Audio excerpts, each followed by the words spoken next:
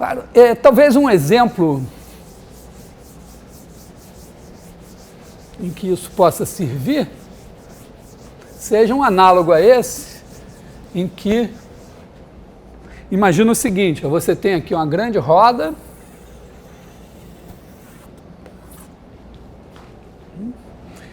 e aqui, vamos botar um sistema de coordenadas canônico, assim, no centro da roda, né? Então aqui está o E1, o E2, e aí você tem a mesma coisa, assim, uma rodinha aqui, né? Agora é no circo, né? Então o cara lá, normalmente é o palhaço que faz essa parte, né? Tem uma roda aqui, e aí o cara vai subindo por aqui. Então ele vem, em determinado instante, ele vai parar aqui assim. E a questão é acompanhar, digamos, esse ponto. Nesse caso, isso aqui já tem quase que uma volta completa, né? Esse cara veio, o ponto talvez esteja por aqui. Então aqui é o nosso ponto P de T. Repara que talvez não seja má ideia pensar no seguinte, né? Que você tem esse sistema de coordenadas aqui, ó, como esse negócio é tangente, você tem isto aqui. Tá claro? Quando você ligar esse cara ao centro do círculo aqui, você vai achar aqui o ponto de tangência. No ponto de tangência, significa que você andou, né, você andou aqui, ó, esse comprimento daqui é o comprimento que você rodou, né, é igual a esse aqui. Então, se você tem esse ângulo daqui é θ, esse ângulo daqui, bom, vamos chamar esse raio daqui de Rzinho, né? Esse daqui de Rzão. Então, esse arco aqui é Rzinho θ. Então, a gente tem como localizar, provavelmente, sem muita, esse ponto O de T. Agora, a gente tem que determinar quem é o... Vamos dizer que o R é bem pequenininho. Esse daqui é o ε1 de T. E esse aqui é o ε2 de T.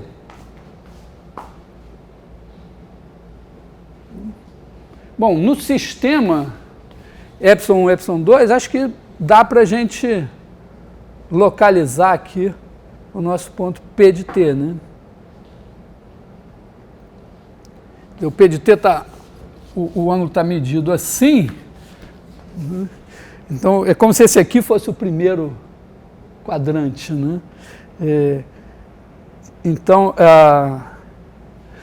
vamos dizer, a gente tem aqui o O de T, P de T. Quem é esse vetor O de T, P de T?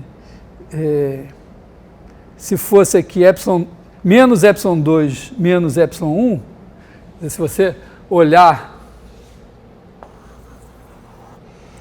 assim de certa maneira aqui você tem o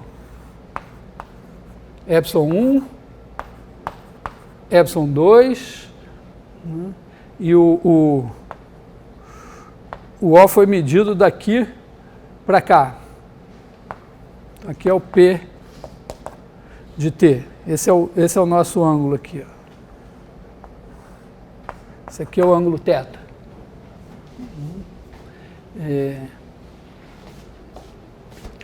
Então, o OP de T é o quê?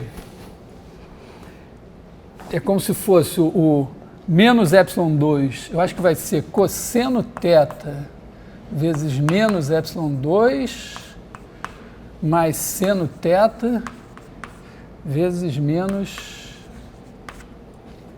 ε1. Porque se eu botasse aqui, ó, menos ε2 como sendo o E1 e o menos epsilon como sendo E2, eu estaria, na medida que eu ando o ângulo θ, eu tenho cosseno θ, seno θ sempre. Então, acho que é isso aqui. Agora eu tenho que saber quem é o epsilon 1, quem é o epsilon 2 e quem é o O de t. Importante saber quem é esse ângulo aqui, né?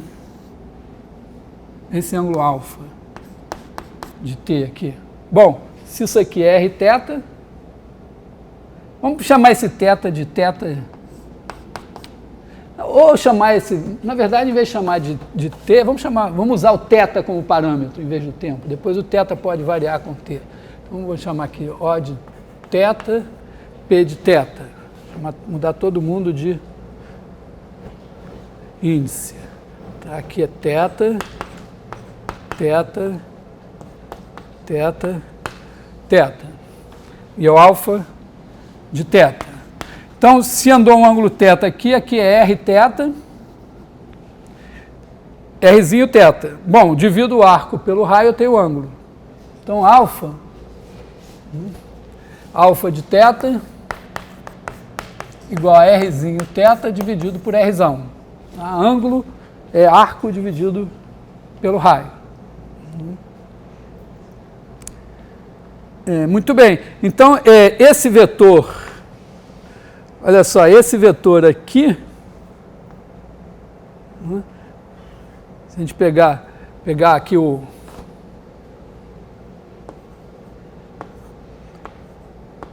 esse vetor aqui tem o ângulo alfa aqui. Então, ele é seno alfa menos cosseno alfa. Θ. Certo. Então, esse vetor aqui, que é menos o epsilon 2. Tá? Então, menos epsilon 2 de θ é igual a esse cara daqui, né, que tem aqui seno alfa e aqui menos cosseno alfa. São as coordenadas do epsilon 2. Tá?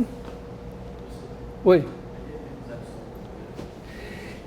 É que eu estou pensando assim, ó, o meu sistema de coordenadas está assim, né? Epsilon 1, epsilon 2. Se eu botasse o epsilon 1 para cá e o epsilon 2 para cá, eu estaria começando a contar. Eu conto o ângulo assim, né? Quando eu conto o ângulo assim, eu tenho cosseno θ, seno θ. Aí, se eu botasse o primeiro aqui e o segundo aqui e girasse assim, eu estaria contando cosseno θ vezes esse, mais seno θ vezes esse. Ora, esse daqui é o menos epsilon 2, então cosseno θ vezes menos epsilon 2. E esse daqui é o menos epsilon 1, então seno θ vezes menos epsilon 1. A ideia que me ocorreu. Tá? Bom, agora eu estou tentando determinar o epsilon 2. O epsilon 2 está na reta que liga o centro do circulão ao ponto de tangência. Faz esse ângulo alfa aqui, que eu acabei de calcular. Então, esse aqui é o menos epsilon 2. Então, o epsilon 2 é igual a menos seno alfa cosseno alfa de θ.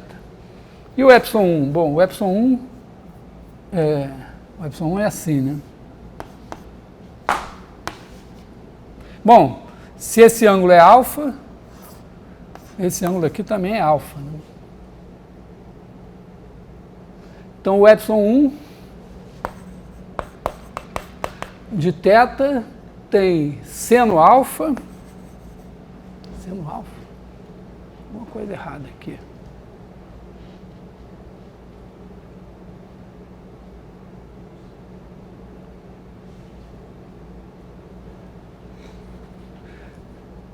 É alfa mesmo? Não, né? Quando eu girei assim, esse ângulo veio para cá, né? Alfa é aqui, né?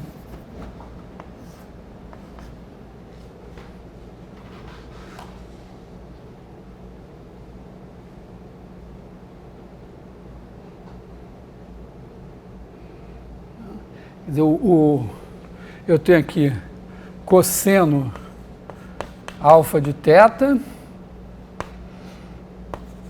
seno alfa de θ. Bom, então eu tenho o ε1, tenho o ε2. Então isso aqui está resolvido. Eu só preciso agora das coordenadas do ponto O. Ora, o ponto O é só fazer Rzão menos Rzinho vezes menos ε2. Então o O de θ é Rzinho menos Rzão ε2 de θ. Tá? Em vez de fazer Rzão menos Rzinho vezes menos ε2, eu fiz Rzinho menos Rzão vezes ε2. Então, agora junta tudo, né? Quer dizer, o P de θ é igual a O de θ mais O de θ P de θ.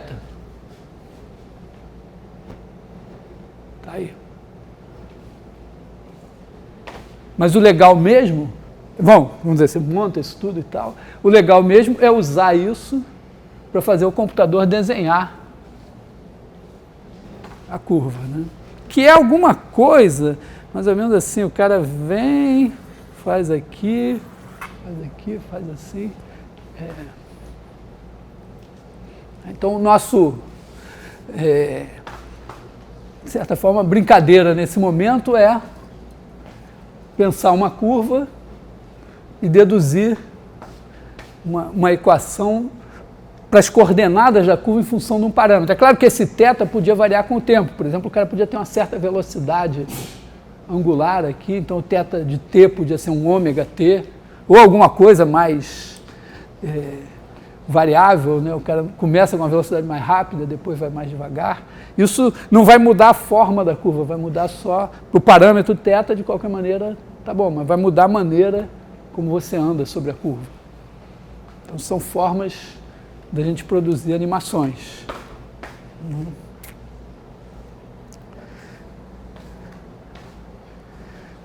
Bom, legal. Vou apagar aqui. Acho que eu estou andando mais rápido do que eu queria.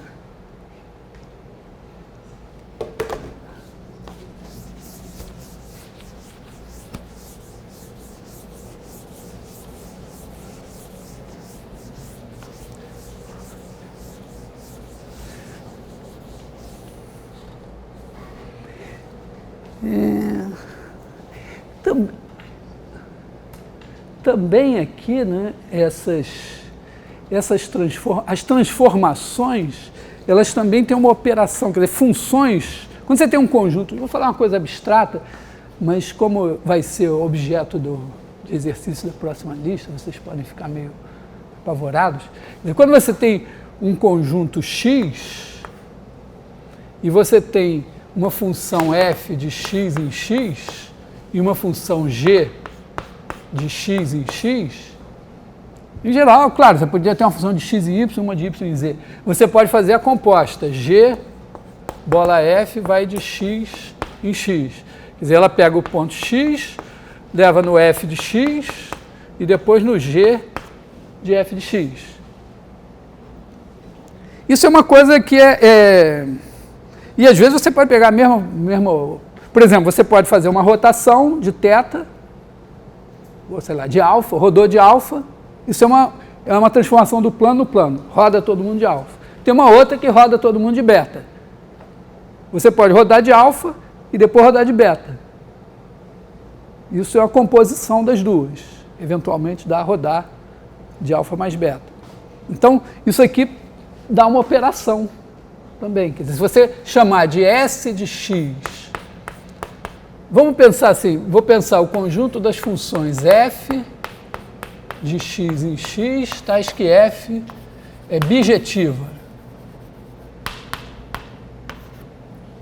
Bijetiva é uma função que é injetiva, quer dizer, não pode ter dois que vão no mesmo, e é sobrejetiva.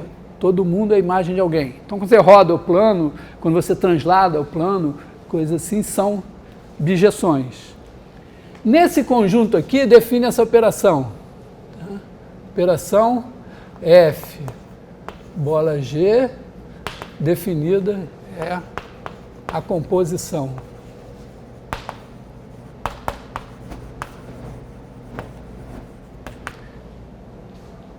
Observe o seguinte, a composição de funções é associativa.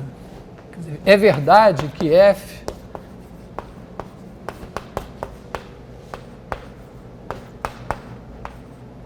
é trivial a verificação, mas vocês têm que verificar, é sempre verdade. Existe uma bijeção que funciona como elemento neutro aqui, que é a identidade.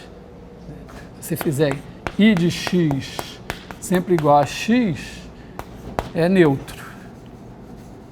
Quer dizer, F bola I é igual a I bola F, que é igual a F para toda F. E toda bijeção tem uma inversa. Quer dizer, se o x vai no y, e para cada x tem um único y, e para cada y tem um único x, você pode pegar o y e trazer de volta no x. Então existe a f-1, tal que, quer dizer, para toda f existe f-1, tal que f bola f-1 é igual a f-1 bola f, que é igual a identidade. Então essa operação tem uma coisa interessante. Em geral, ela não é comutativa. Tá? Quer dizer, se o conjunto tiver mais de 2 elementos, mais de 2, acho que basta mais de 2. Pensa aí, quantos elementos é preciso? Claro, se o conjunto tiver um elemento só tem uma função bijetiva, né? Se tiver 2, você pode fazer esse, nesse, ou esse. Também aí só tem 2 funções possíveis e uma identidade, a outra não é, elas comutam. Se tiver 3, aí você já pode pensar alguma coisa diferente e eu acho que já dá para mostrar que não é comutativo. Quer dizer, tem bijeções, um par de bijeções, tais que uma composta com a outra não é igual a outra composta com a uma. Então, isso aqui é um tipo bem geral de uma coisa que a gente chama de um grupo, quer dizer, uma situação em que, estou só chamando a atenção assim, você tem uma situação em que você tem uma operação, né, e que tem algumas propriedades que não são agora familiares, a associatividade, a existência de elemento neutro e a existência de inverso. Em geral, não tem mais a comutatividade.